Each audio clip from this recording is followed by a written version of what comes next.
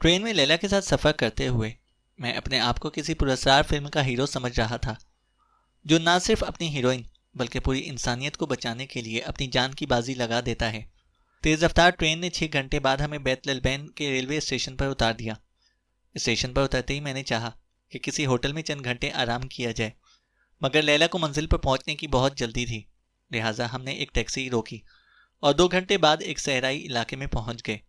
یہاں کے زیادہ تر لوگ سامی نسل سے تعلق رکھتے تھے اور قدیم مصری زبان بولتے تھے۔ چند ایک کو عربی بھی آتی تھی، مگر زیادہ تر لوگ مقامی زبان ہی بول رہے تھے۔ خوش قسمتی سے لیلا کو یہ زبان نہایت اچھی طریقے سے آتی تھی، لہٰذا ہمیں کوئی مشکل پیش نہ آئی۔ پھر یہاں پر لیلا کے کچھ کانٹریکٹ بھی تھے، لہٰذا اس صحرائی علاقے میں پہنچتے ہی لیلا نے اپنے ایک دوست کی مدد لی، اور پھر لیلا کو وہ دوست جس کا نام ایان تھا، وہ، میں اور لیلا اونٹوں پر سوار ہو کر صحرا میں نکل پڑے۔ میں تو چاہ رہا تھا کہ کچھ دیر آرام کیا جائے، مگر لیلا کی سنجیدگی دیکھتے ہوئے میں نے آرام کرنے پر اصرار نہیں کیا، ورنہ صبح سے میں بھاگ دوڑ ہی کر رہا تھا، لہٰذا اس وقت میرا پورا جسم ٹوٹ رہا تھا، اور اوپر سے اونٹ کا سفر، وہ بھی ریگستان میں، میرے جسم کا جوڑ درد کر رہا تھا۔ چند گھنٹے کی مسافت مجھے زندگی بھر کی مسافت معلوم ہو رہی تھی۔ چند گھنٹے بعد ہی ہم ایک ایسی جگہ پر پہنچ گئے جہاں چند درخت تھے، ساتھ ہی میٹھے پانی کی موجودگی کا احساس بھی ہو رہا تھا۔ شاید ریگستان میں یہ کوئی نخلستان تھا، یہاں جھوپڑیاں بنی ہوئی تھیں۔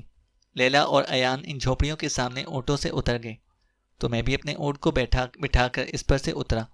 پھر ہم لوگ اونٹوں کی نکیلیں تھام کر پیدل جھوپڑیوں کے درمیان پہنچے۔ ان تمام جھوپڑیوں کے بالکل درمیان میں ایک نسبتاً بڑی جھوپڑی کے سامنے لیلا اور ایان رکے، تو میں بھی رک گیا۔ پھر لیلا نے جھوپڑی کے باہر کھڑے ایک نوجوان سے کچھ کہا تو وہ جھوپڑی کے اندر چلا گیا۔ ہم تینوں نے اپنے اونٹ وہاں پر کھڑے دوسرے جوان کو دے دیے، جنہیں وہ جھوپڑی سے دور لے کر گیا۔ کچھ دیر بعد جھوپڑی میں جانے والا جوان واپس آیا اور اس نے ہاتھ کے اشارے سے ہمیں جھوپڑی میں جانے کا کہا، تو لیلا نے ایان کو باہر ہی رکنے کا کہا اور میرا ہاتھ پکڑ کر جھوپڑی میں داخل ہو گئی۔ جھوپڑی کے اندر داخل ہو کر میں نے دیکھا کہ مدھم روشنی میں ایک بوڑھا سا شخص ٹیک لگائے بیٹھا تھا۔ اس کے چہرے پر بہت زیادہ جھریاں پڑی ہوئی تھیں۔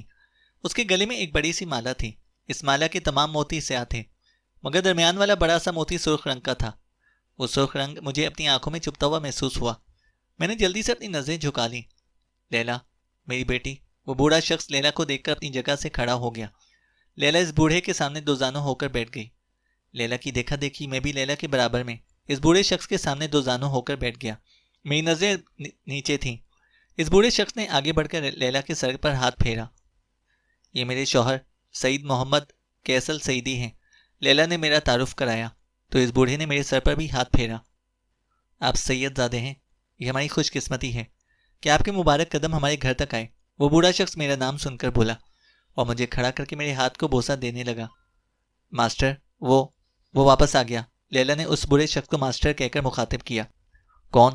تم کس کی بات کر رہی ہو؟ ماسٹر نے لیلا کی بات سن کر پوچھا۔ وہ شیطان آماتونوس۔ لیلا کی زبان لڑکھڑا گئی۔ آماتونوس؟ شیطان واپس آ گیا؟ ماسٹر کے چہرے پر بھی سرسیمگی پھیل گئی۔ جی، وہی آماتونوس جو اپنے آپ کو عزازیل کہتا ہے، وہ واپس آ گیا ہے، لیلا بولی۔ تم کیسے کہہ سکتی ہو کہ وہ واپس آ گیا؟ ماسٹر نے پوچھا۔ کیس؟ تم بتاؤ شروع سے۔ ماسٹر کی بات سن کر لیلا نے مجھ سے کہا، تو میں نے رجائن سلیان اور اشراف کی موت کی پوری صورتحال سے ماسٹر کو آگاہ کیا۔ ماسٹر نہایت سنجیدگی سے میری بات سن رہا تھا۔ تمہیں اندازہ ہے اب دنیا کتنے بڑے خطرے سے دوچار ہو چکی ہے؟ ماسٹر میری بات سن کر بولا۔ جی، میں نے کہا، وہ شیطان عزازیل اپنے جسم کے 3 حصے حاصل کر چکا ہے۔ اب وہ اپنے جسم کا چوتھا اور آخری حصہ یعنی گوشت اور کھال حاصل کرے گا، ماسٹر نے کہا۔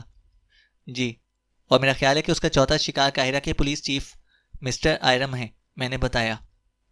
اور ہو سکتا ہے وہ شیطان اب تک اپنے جسم کا چوتھا حصہ حاصل کر بھی چکا ہو۔ لیلا نے میری بات آگے بڑھائی تو ماسٹر گہری سوچ میں ڈوب گئے۔ ماسٹر، ہمیں آپ کی مدد درکار ہے، لیلا نے بوڑھے سے کہا۔ میں بوڑھا ہو گیا ہوں، میرے بدن میں اب اتنی طاقت نہیں رہی، اور پھر ہماری مذہبی کتابوں میں لکھا ہے کہ عزازیل کو مارنے والا سید ہوگا اور عربی النسل ہوگا، بوڑھا ماسٹر بولا۔ میں بھی سید ہوں اور عربی النسل بھی ہوں، میں نے جواب دیا، تو فوراً ماسٹر غور سے میری پیشانی کی جانب دیکھنے لگا۔ تمہاری روشن پیشانی بتا رہی ہے کہ تم ایک بہادر اور نڈر انسان ہو، تم اس شیطان کا مقابلہ کر سکتے ہو، مگر اس کے لیے تمہیں اپنی جان کی بازی لگانی ہوگی، بوڑھا ماسٹر بولا۔ میں اس کے لیے تیار ہوں، دنیا کے اربوں انسانوں کی بقا کے لیے میں اس شیطان سے ضرور ٹکراؤں گا، میں نے عزم کا اظہار کیا۔ عزازیل اپنا جسم مکمل کرنے کے بعد پاتال سے اپنی محبوبہ تلبیس کی روح کو نکالے گا، اور پھر اسے اس دنیا کی کسی دوشیزہ کی ضرورت پڑے گی، بوڑھا ماسٹر بولا۔ تلبیس؟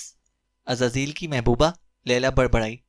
ہاں، تلبیس، عزازیل کی محبوبہ، جسے راسیس کے سپاہیوں نے قتل کر کے اس کی لاش کے چھوٹے چھوٹے ٹکڑے کر کے صحرا میں پھیلا دیے تھے، جسے پرندے کھا گئے تھے۔ مگر عزازیل نے اپنی شیطانی قوتوں سے کام لیتے ہوئے تلبیس کی روح کو آسمانوں پر جانے سے روک دیا اور اسے پاتال میں رکھ دیا کہ جب وہ دوبارہ دنیا میں واپس آئے گا تو اپنی محبوبہ تلبیس کو زندہ کر لے گا۔ مگر تلبیس کا جسم ختم ہو چکا ہے، لہٰذا عزازیل اس دنیا کی کسی دوشیزہ کے بدن میں تلبیس کی روح کو داخل کرے گا اور پھر وہ دونوں مل کر اس دنیا پر قہر برسائیں گے، بوڑھے ماسٹر نے تفصیل بتائی۔ اس شیطان کو روکنے کی کوئی ترکیب ہے؟ بوڑھے ماسٹر کی بات سن کر میں نے پوچھا۔ وہ شیطان اپنی محبوبہ کو زندہ کرنے کے بعد راسیس کے بال حاصل کرے گا، جسے اس نے دریائے نیل کے کنارے کسی جگہ پر چھپا رکھے ہیں۔ اس شیطان کی اصل طاقت انہی بالوں میں ہے۔ تمہیں کسی طرح وہ بال اس شیطان سے پہلے حاصل کرنے ہیں۔ جیسے ہی وہ بال تمہارے سر پر رکھے جائیں گے، تم لامحدود طاقتوں کے مالک ہو جاؤ گے، پھر تم اس شیطان کا مقابلہ کر سکو گے، بوڑھا ماسٹر بولا۔ لیکن وہ بال کہاں ہیں؟ میں نے پوچھا۔ دریائے نیل کے کنارے کسی جگہ وہ بال دفن ہیں، ماسٹر نے کہا۔ دریائے نیل تو بہت بڑا ہے، میں نے کہا۔ کوئی بھی مقصد آسانی سے حاصل نہیں ہوتا، بوڑھا ماسٹر بولا۔ تو میں نے سر جھکا لیا۔ پھر بوڑھے ماسٹر نے اپنے گلے سے مالا اتاری اور میرے گلے میں ڈال دی اور میرے سر پر ہاتھ رکھ کر دعائیہ کلمات پڑھنے لگا۔ بوڑھا ماسٹر جیسے جیسے دعائیہ کلمات پڑھ رہا تھا، مجھے ایسا لگ رہا تھا جیسے میرے اندر روشنی بھرتی جا رہی ہو، میرے اعتماد میں اضافہ ہوتا جا رہا تھا۔ مجھے اس دنیا کو بچانے کے لیے شیطان عزازیل سے مقابلہ کرنا ہی تھا۔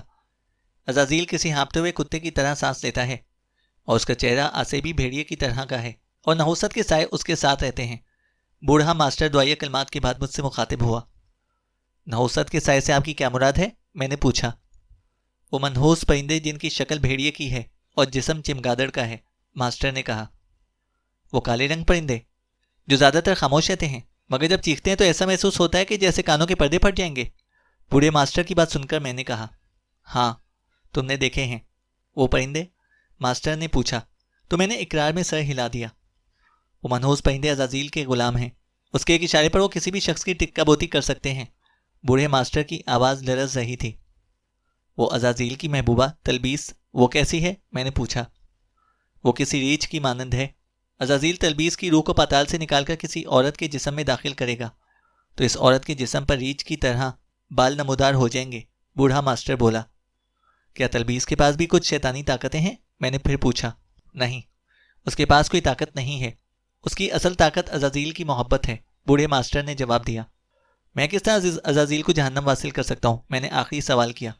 جب تم عزازیل پر غلبہ پالو تو میں یہ مالا اس کے گلے میں ڈال دینا، وہ فنا ہو جائے گا، بوڑھا ماسٹر میں گلے میں پڑی ہوئی مالا کی جانب اشارہ کرتے ہوئے بولا۔ تو میرا ہاتھ بے اختیار مالا کی جانب اٹھ گیا۔ ماسٹر، آپ ہمارے ساتھ چلتے تو اچھا ہوتا۔ لیلا جو اتنی دیر سے خاموشی سے ہماری باتیں سن رہی تھی بول اٹھی۔ اب میرا بھی آخری وقت آن پہنچا ہے، میں یہیں سے بیٹھ کر تمہاری مدد کروں گا، بوڑھا ماسٹر بولا۔ تو لیلا نے سر جھکا دیا۔ پھر ہم دونوں بوڑھے ماسٹر سے رخصت لے کر ان کی جھونپڑی سے باہر نکلے اور ایان کے ساتھ اونٹوں پر بیٹھ کر بیت العلبین کی طرف آئے اور سیدھے اسٹیشن پہنچے اور قاہرہ کا ٹکٹ لے کر ٹرین میں بیٹھ گئے۔ ٹرین میں بیٹھ کر میں نے اپنے موبائل سے آفس فون کیا تو مجھے معلوم ہوا کہ چیف آئرم کا کچھ معلوم نہیں چل رہا، وہ اپنے گھر سے غائب ہیں۔ ان کی گمشدگی کی وجہ سے محکمے کے لوگ کافی پریشان ہیں۔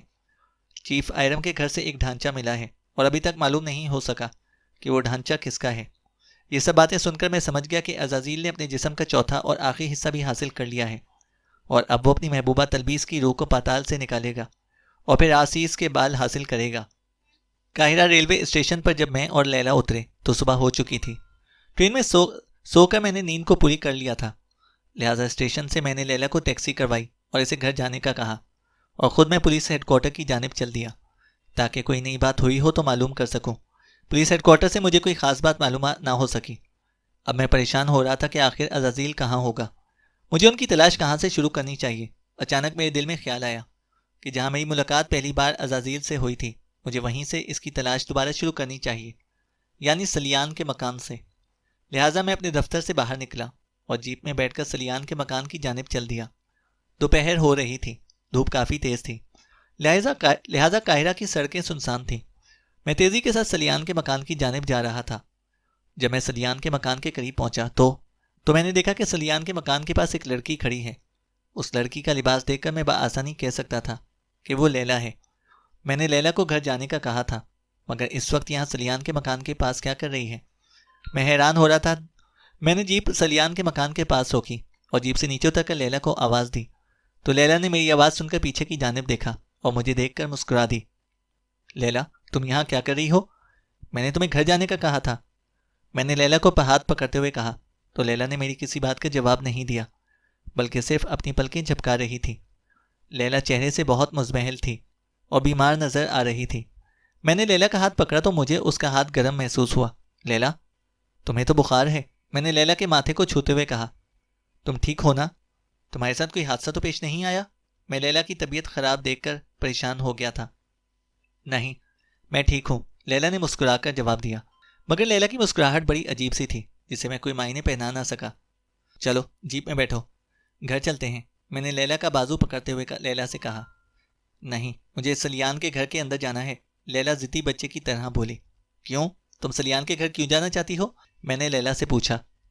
مجھے جانا ہے گھر کے اندر، لیلا بالکل بچے کی طرح ضد کر رہی تھی۔ میں لیلا کی حالت دیکھ کر پریشان ہو رہا تھا۔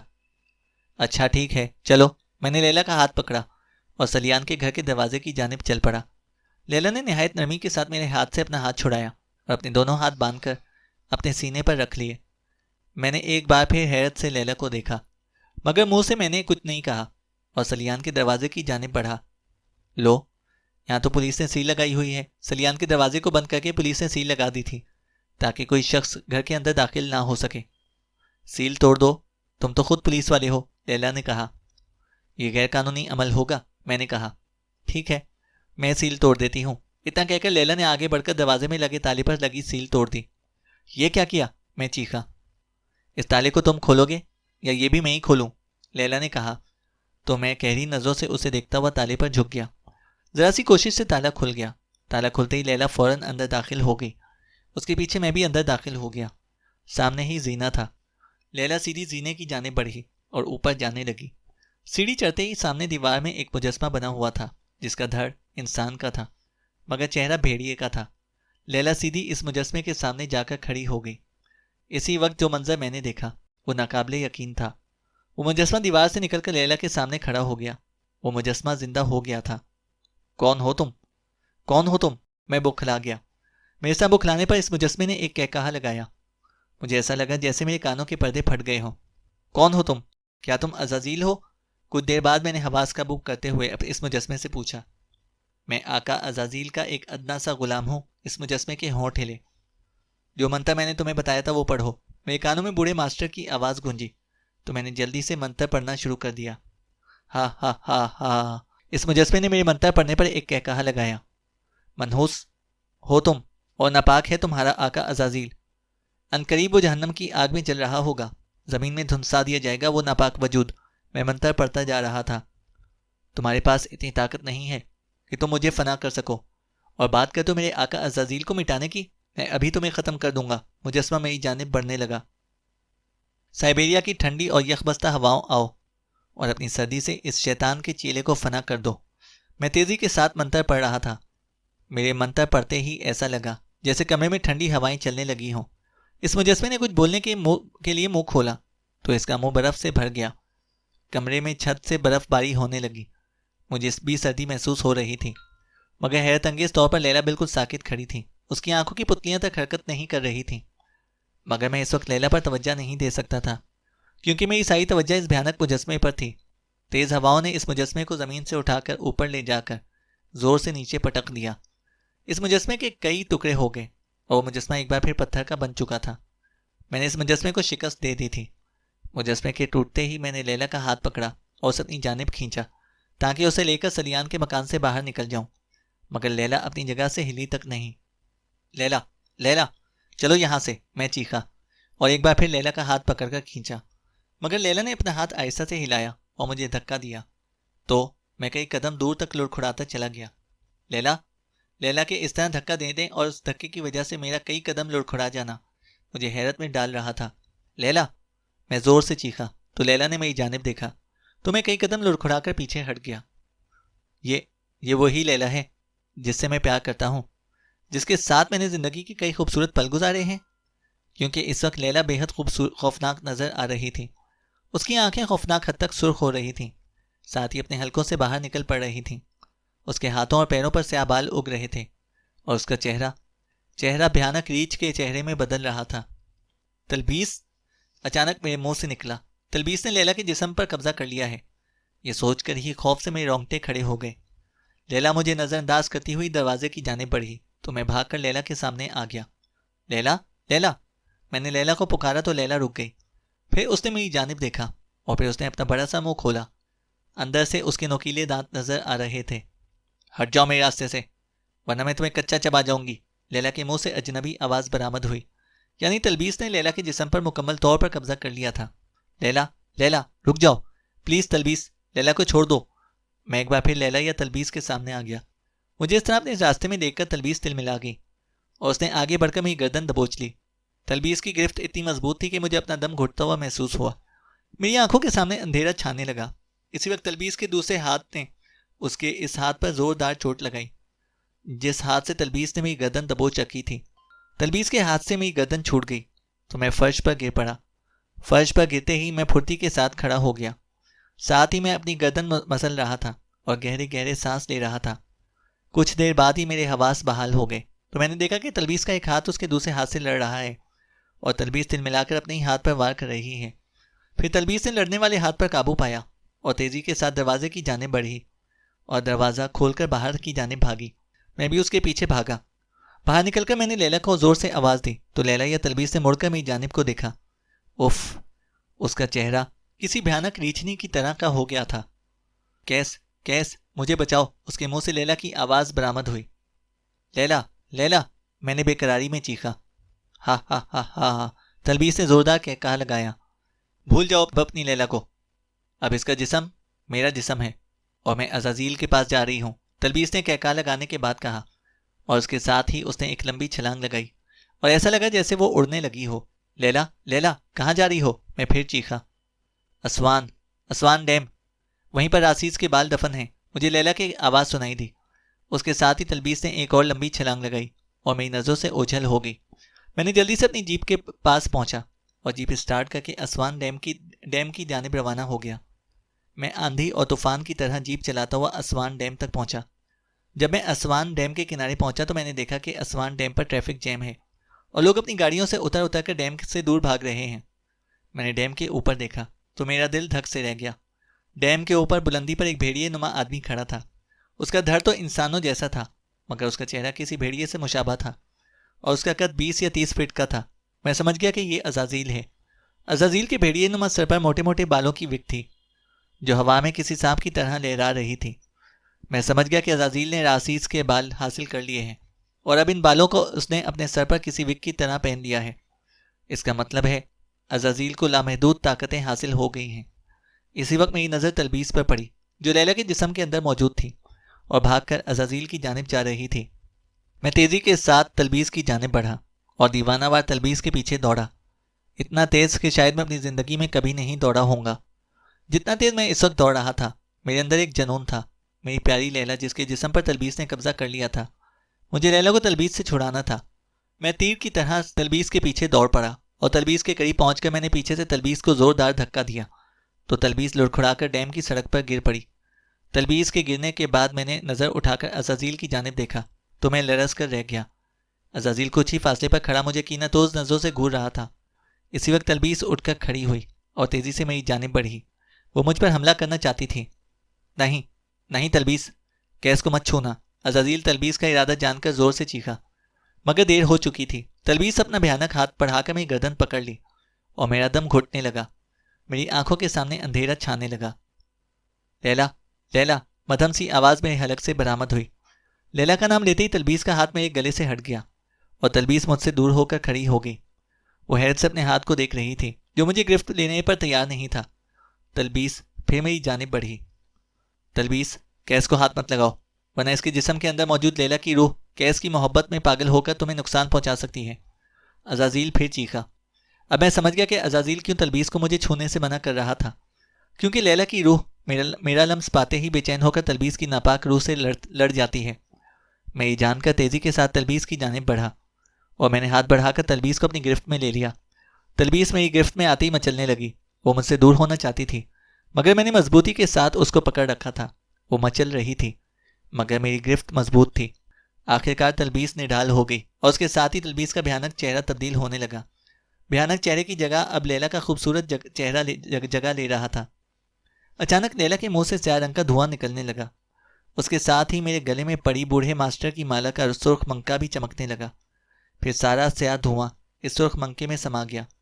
تلبیس لیلا کے جسم سے نکل چکی تھی۔ اب لیلا کا اصل چہرہ اور جسم تھا۔ لیلا بے ہوش ہو کر دھڑام سے سڑک پر گر پڑی۔ لیلا نے اپنے جسم کے اندر تلبیس کی ناپاک روح سے جان گسل مقابلہ کیا تھا۔ اسی وقت عزازیل میری جانب بڑھا تو میں نے جلدی سے اپنے گلے میں پڑی مالا کو گلے سے اتارا۔ سڑک کے کنارے پر ایک بڑے سے پتھر پر مالا کا منکا توڑنے کے ارادے سے آگے بڑھا۔ نہیں، منکا مت توڑنا، عزازیل میرا ارادہ جان کر چیخا۔ اسی وقت فضا میں ہزاروں کی تعداد میں چمگادڑیں نمودار ہوئیں اور بھیانک آواز میں چیخنے لگی۔ وہ سب مجھ پر حملہ کرنا چاہتی تھیں، مگر شاید عزازیل کی اجازت کی منتظر تھیں۔ یہ دیکھ کر میں نے مالا کو پتھر پر رکھا اور دوسرے پتھر کو مالا پر مارنے کے لیے ہاتھ اوپر کیا۔ نہیں، عزازیل پھر چیخا۔ عزازیل، میں ایک لمحے میں تمہاری محبوبہ کو جہنم میں بھیج سکتا ہوں۔ میری آواز عزازیل کی آواز سے زیادہ بلند ہو گئی۔ میری بات سنتے ہی چمگادڑیں پھر سے چیخنے لگیں۔ میں تمہاری محبوبہ کو جہنم کے اندھیروں میں دھکیل رہا ہوں، میں نے ایک بار پھر دھمکی دی۔ نہیں، تم ایسا نہیں کرو گے۔ عزازیل کی آواز اس قدر تیز تھی کہ لگتا تھا کہ جیسے آسمان ٹوٹ کر زمین پر آ گرا ہو۔ تم میری محبت کو ہلاک نہیں کر سکتے۔ اگر تم اپنی محبوبہ کو پانا چاہتے ہو تو میری ایک شرط ماننی ہوگی، میں چیخا۔ تمہاری ہر شرط منظور ہے، بس تلبیس کو میرے حوالے کر دو، عزازیل نے کہا۔ تو پھر راسیس کے بال میرے سر پر رکھ دو، میں نے عزازیل کو شرط سے آگاہ کیا۔ نہیں، یہ میں نہیں کر سکتا، تم کچھ اور مانگ لو۔ میں تمہیں امر زندگی دیتا ہوں، تمہیں کبھی موت نہیں آئے گی، عزازیل اپنے سر پر ہاتھ رکھ کر ڈکرایا۔ میری صرف یہی ایک شرط ہے، ورنہ تمہاری محبوبہ گئی۔ میں نے اپنا پتھر والا ہاتھ بلند کیا تاکہ دوسرے پتھر پر رکھی مالا کا سرخ منکا توڑ دوں، کیونکہ اس وقت سرخ منکے میں تلبیس کی ناپاک روح قید تھی، اور جیسے ہی سرخ منکا ٹوٹتا تلبیس کی روح جہنم واصل ہو جاتی۔ رک جاؤ، عزازیل تکلیف کے انداز میں چیخا۔ پھر اسے راسیس کے بالوں کا گچھا اپنے سر پر سے اتارا اور ہاتھ بڑھا کر ان بالوں کو میرے سر پر رکھ دیا۔ جیسے ہی بالوں کا گچھا میرے سر پر رکھا گیا، مجھے ایسا لگا جیسے میرے اندر بے پناہ طاقت آ گئی ہو۔ اس کے ساتھ ہی میرا قد بلند ہونے لگا اور عزازیل کا قد چھوٹا ہونے لگا۔ اب میں 20 فٹ سے زیادہ لمبا ہو گیا تھا۔ میرے مقابلے میں عزازیل ایک حقیر کیڑا نظر آ رہا تھا۔ تلبیس کو میرے حوالے کر دو، عزازیل بولا تو میں دھیرے سے مسکرایا اور پھر میں نے نہایت تیزی کے ساتھ مالا کو عزازیل کے گلے میں ڈال دیا۔ مالا جیسے ہی عزازیل کے گلے میں پڑی، عزازیل زخمی بھینسے کی طرح ڈکرانے لگا۔ اس کے سارے بدن میں آگ لگ گئی۔ وہ اذیتناک حالت میں چیخ رہا تھا۔ ساری فضا میں شدید بدبو پھیل گئی۔ عزازیل زور زور سے تکلیف دہ انداز میں چیخ رہا تھا۔ اس کا بدن آگ میں جل رہا تھا۔ وہ آگ کا ایک گولا نظر آ رہا تھا۔ آخرکار وہ جلتے جلتے میری نظروں سے غائب ہو گیا۔ میں پھر آؤں گا، مجھے عزازیل کی آخری آواز سنائی دی۔ تم جب بھی اپنی شیطانی طاقتوں کے ساتھ اس دنیا پر حملہ آور ہوگے، مجھے اپنے مقابل ہی پاؤ گے، جواب میں بھی چیخا۔ عزازیل کے غائب ہوتے ہی میں نے اپنے سر پر سے راسیس کے بالوں کو اتارا تو میرا قد دوبارہ پہلے جیسا ہو گیا۔ میں نے جلدی سے اپنی جیب سے ماچس نکالی اور ان بالوں کو آگ لگا دی۔ مجھے ایسا کرنے کے لیے بوڑھے ماسٹر نے کہا تھا، کیونکہ اگر عزازیل دوبارہ اس دنیا میں آتا ہے تو اسے راسیس کے بال نہ مل سکے، کیونکہ اصل طاقت تو راسیس کے بالوں میں ہے۔ راسیس کے بال جل کر راکھ ہو گئے تو میں نے ان بالوں کی راکھ اٹھا کر نیچے دریائے نیل کے بہتے پانی میں پھینک دی۔ پھر میں لیلا کی جانب متوجہ ہوا۔ لیلا ابھی تک بے ہوش پڑی تھی۔ میں نے لیلا کے ہاتھ اور گال سہلائے تو لیلا ہوش میں آ گئی اور مجھے دیکھتے ہی مجھ سے لپٹ گئی۔ اب سب ٹھیک ہے، وہ شیطان عزازیل شکست کھا کر بھاگ چکا ہے، میں نے لیلا کو تسلی دی تو لیلا بے اختیار رونے لگی۔ میں نے لیلا کو گلے سے لگایا اور پھر اسے کھڑا کیا۔ لیلا کی ٹانگیں کمزوری کی وجہ سے لڑکھڑا رہی تھیں۔ اس نے اپنا جسم حاصل کرنے کے لیے تلبیس سے بڑی جانگسل جنگ کی تھی، اس لیے لیلا کو شدید کمزوری ہو رہی تھی۔ میں نے لیلا کو اپنے ہاتھوں میں اٹھایا تو لیلا نے مسکرا کر میری جانب دیکھا اور پھر اپنی باہیں میرے گلے میں ڈال دیں اور اپنا منہ میرے سینے میں چھپا لیا۔ میں ہنستے ہوئے لیلا کے کان میں پیار بھری سرگوشی کی اور پھر لیلا کو اپنے ہاتھوں میں اٹھائے اپنی جیپ کی جانب چل پڑا۔ ختم شد۔ چینل کو سبسکرائب کریں اور بیل آئکن کو پریس کریں تاکہ ہماری ہر اپڈیٹ آپ کو بر وقت مل سکے۔